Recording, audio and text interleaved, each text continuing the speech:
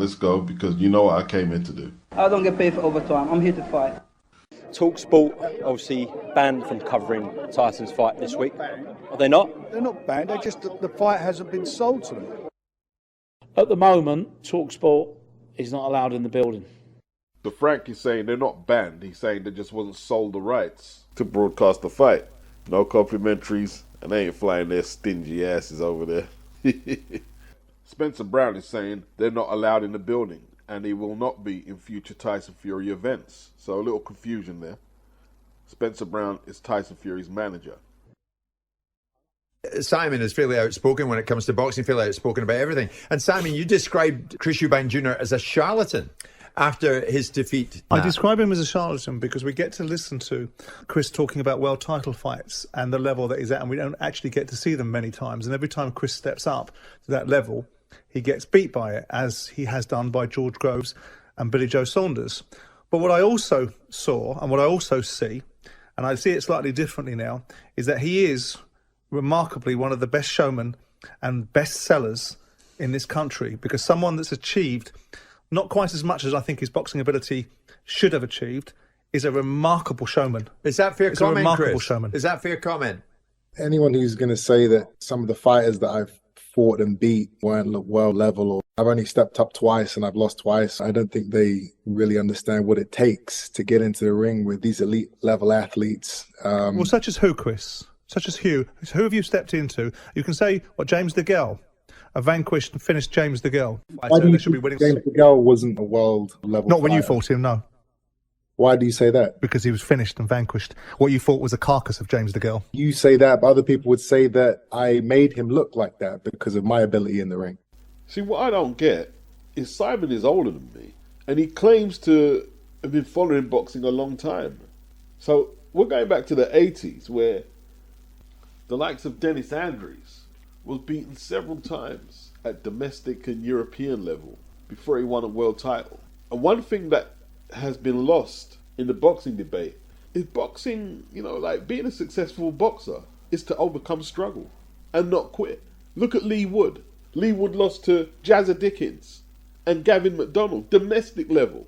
Neither of them became world champion. Lee Wood did. So sometimes when Simon is calling people charlatans, and the fact that he asked the kid's dad, do you think your son is a charlatan? Okay, I get you're a shock jock, but surely there must be a limit to your ignorance and respect to ask a father that about his son, regardless of what Eubank Sr.'s answer was.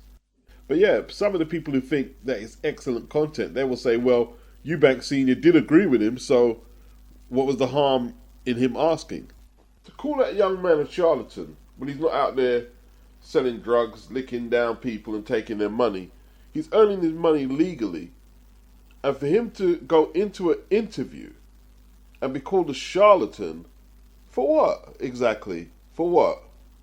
It's disrespectful. He didn't come into the studio bragging, I'm the best middleweight / super middleweight that the UK has ever produced. He didn't. He didn't say anything offensive to Simon that would trigger Simon to do that. There's no need for it. And look at the restraint that Chris showed when he said that. This is a guy who punches people up for a living. Imagine if he said that to Nigel Benn or the old British champion Brian London. They would have to call security. And when Chris found out that he approached his dad with the charlatan comment, Chris still showed restraint. He said something, but he wasn't ultra aggressive. He said they were wrong to confront my dad with that, seeing the space he was in after losing his son. And Simon was still running his mouth, throwing shots at Eubank. So would Eubank be wrong if he said, no, I'm not going to fuck with Simon Jordan no more? Would it be because he's too sensitive, or would he be entitled? In my opinion, he'd be entitled. And if you're going to say he's too sensitive, that's your opinion. And you're entitled to your opinion, but I don't respect it. I don't know if he watched the Billy Joe Saunders fight, but it was a razor-thin decision that went Billy's way. The Groves fight was an excellent fight to watch, I thought. And Chris was coming back into it late, roughed up Groves. His shoulder was all messed up, and you could argue that was Groves' last good fight. Why not? Listen, I think it's an interesting domestic fight, but with respect to you, Derek, every time you've stepped up a level, you've lost at that level.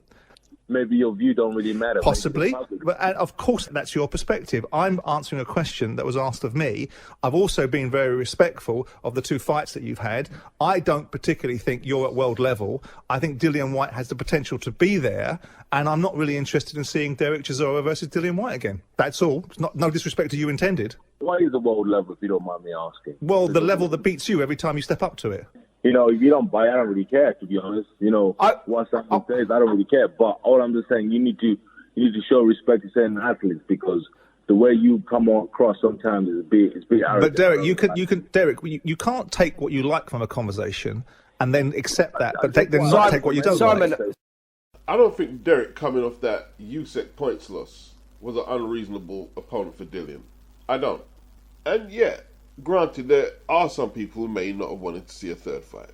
But recently, when Dan Aziz pulled out injured from the Boazzi fight, and Craig Richards stepped up and said, yeah, I'm ready to go, I'll replace him, he was like, oh, but we've seen that already. Yeah, you've seen it already, but this is a last-minute replacement. It's an excellent last-minute replacement. So it'd be better for Boazzi not to fight at all. I just get the feeling that if you've took a loss or two, then he feels he's entitled just to take shots at your career, which isn't right, but it doesn't work very well in boxing to me.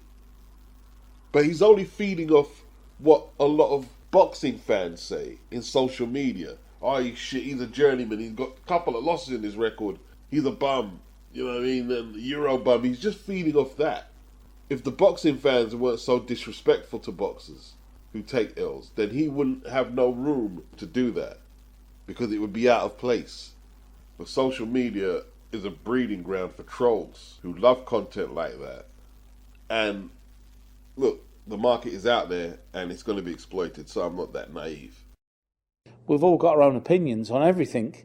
That's why we're human beings. Because it's not just Tyson they've been critical with. It's Anthony Joshua, Conor BENN, Eddie Hearn.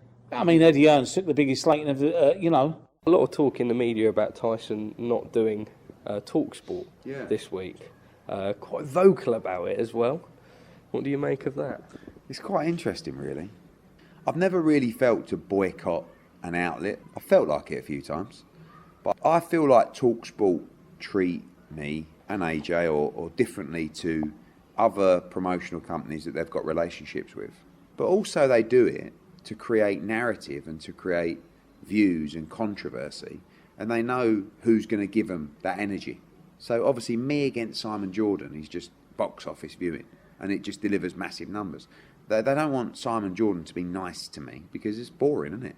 But with Fury, you've got to be prepared to take the criticism that comes with certain decisions, and particularly the decision to fight Francis Ngannou. Like, you can't make all that money and expect everyone to just play the fiddle and say, oh, you're amazing, Tyson. What a great move. Can't wait to see this Ngannou fight. It's going to be so competitive.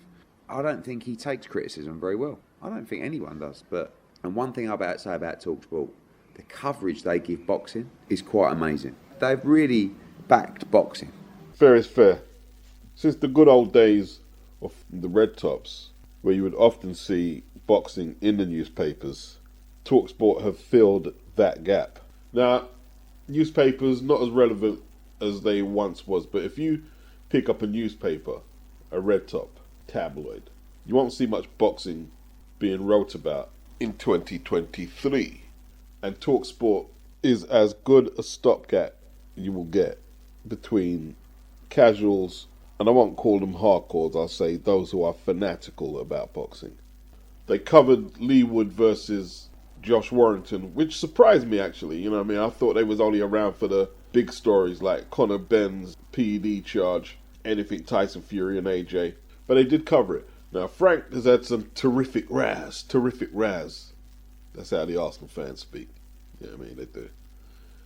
Yeah, he's had some terrific rows with Talksport recently. But he hasn't let it get so bad that they can't reconcile their differences and work together. Frank is a veteran. He knows the value of having people in the media covering the events. Tyson Fury, he doesn't really care. As long as he gets paid, he doesn't care. Frank has to think beyond this event and Tyson Fury. The fighter he can only focus on that fight, one fight at a time. Promoter, no. You got to speculate way further down the road about your relationships with the media and the boxers and the network and the staff at the promotion. Eddie will go back and forth with Talksport, but he's picking his battles, and kind of like sounded like he forgot the bad coverage at Talksport and the excessively bad coverage they gave Conor Benn for must be over a year now. So, like Eddie said, yes, he's wanted to ban certain sections of the media. He's wanted to, but he has never did it because it's a double-edged sword. Got to take the good with the bad. Frank Warren used to have a column in the Daily Mirror where he used to trash his adversaries in what was obviously a conflict of interest. A boxing promoter having a column in a red top. Some people are going to say the likes of Tyson Fury is too sensitive, too soft. Tyson, you should be able to take it. When most of them wouldn't be able to. If a lot of you had the power and you was in the same situation as Tyson Fury, you would have done the same thing. Yeah, we could tell people to toughen up, get thicker skin, but we don't hear about the stories where media have absolutely destroyed people's lives with either lies or constant hounding, stalking, running up on people's friends and family, trying to solicit information, running stories into the ground. Unless Tyson Fury is going to become a boxing promoter, he has no need to accommodate Talksport like Frank Warren does. Frank Warren is thinking down the line. He's not thinking, I need to protect Tyson Fury. He's thinking, what about the cards I've got to promote in the future, where the boxers are not as well known as Tyson Fury? He needs Talksport. This week he said, I don't have a problem with them, and hopefully we can work together after this. He's thinking after Tyson Fury. Tyson Fury's near out the game. He hasn't got long left. And some people will say Eddie Hearn was extremely diplomatic with that clip I just played you. But he's thinking the same thing. I've got cards to promote.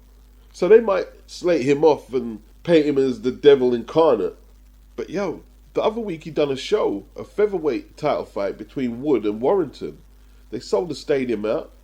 It got good press and media, and Talksport played a part in that. Me, myself, I should know better. I mean, these are men who know their jobs. Let's just say that. I'm talking about Eddie and Simon Jordan. Are they the best of buddies? No. But they know an opportunity when it's there. Like, when they had their first head-to-head, it was a week before AJ fought Jermaine Franklin. Tension was brewing between them for months and months. But they decided to go head-to-head a week before AJ's fighting Franklin.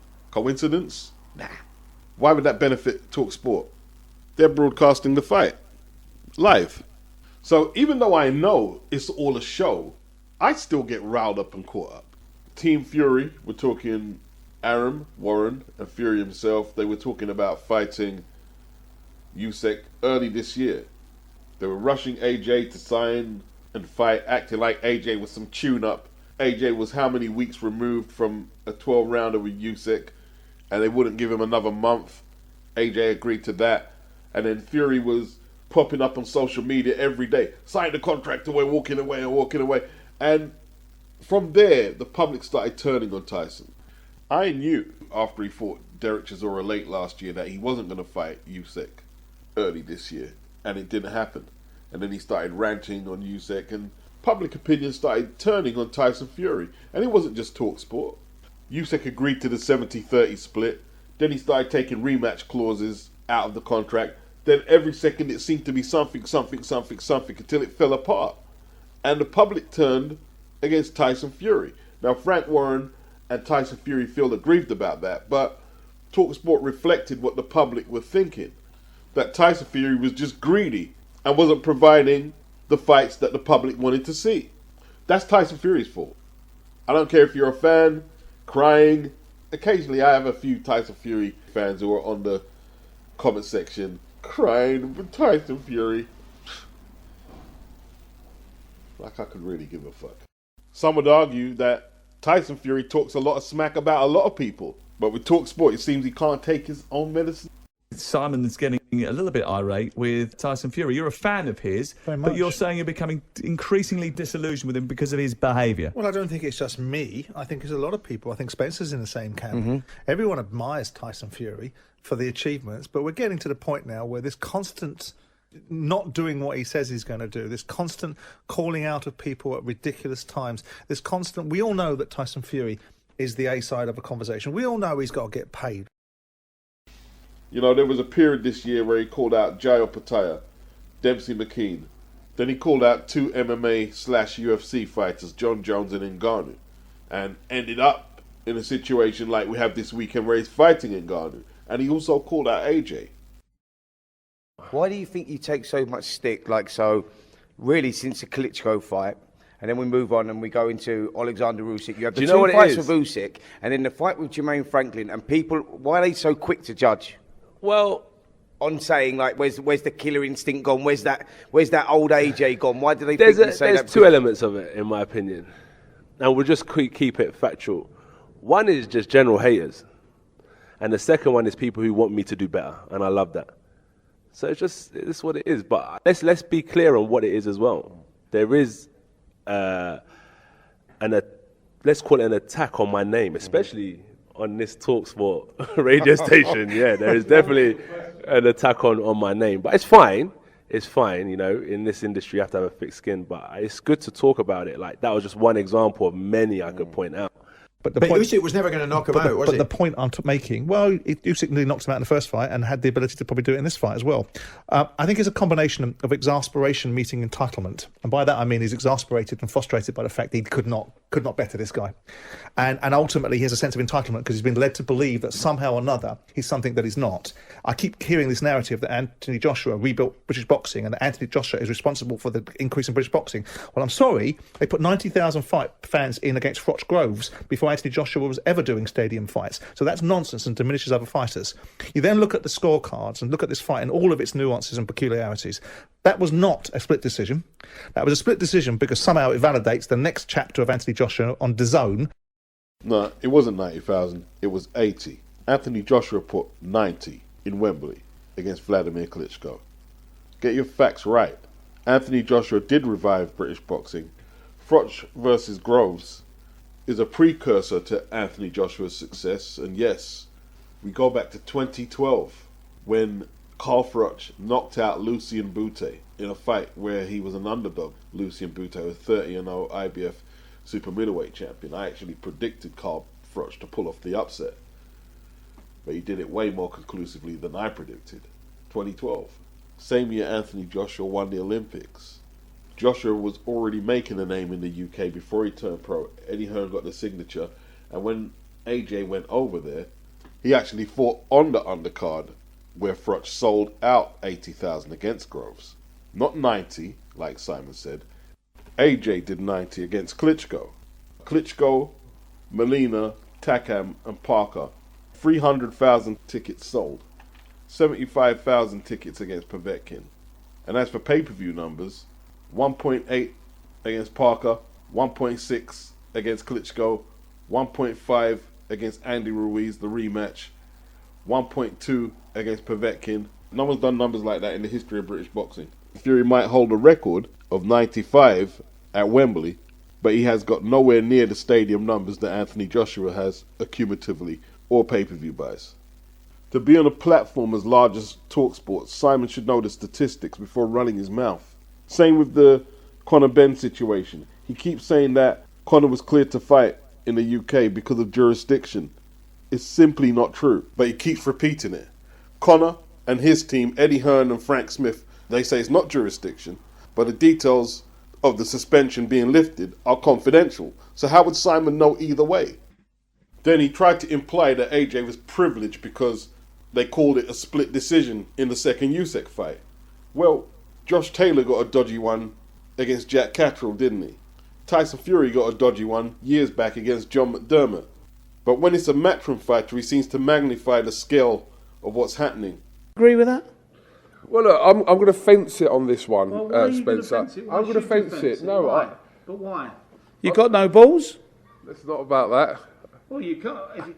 What's the question? What are you asking me? Right, well, the question is, do you think Simon Jordan has been bang out of order knowing what you know now? In reference to what you were talking about, I watched the interview yesterday, and a little bit of context about what Simon was saying. Simon was saying to Frank that it wasn't a case of Simon Jordan saying that Fury had or was ducking Usyk. It was a question from whether it was Alex Krasik or Igis Klimas, I'm not sure, but they were saying that, and Simon was saying if that's the case, then Tyson should be ashamed of himself. So it sounds like Simon Jordan is trying to backtrack and backpedal on some of the stuff that he's been saying about Tyson Fury, saying, "Oh, I didn't mean it like this." And this to all the people who think Simon Jordan is this real dude who calls it down the line. Well, not exactly standing on his square, is he? A little pressure from Frank Warren, and he jumps off his position. He will backtrack, and he'll buckle. I guess the thing is not to take all this social media covering boxing that serious, or it can make you suspect or suspicious of anyone doing media. And a lot of them are in people's pockets. We know this. I think if you're going to talk big, bad and bold, if you're media or you're doing journalism, bring your receipts, and then you can talk big, bad and bold because you've done your research. And even if you've been debunked, you can say, well, I did get my sources from here who I thought was credible, and I've done my due diligence. At least you can say that. But the embellishing, the making it up as you go along, can't really do the sport any good, can it?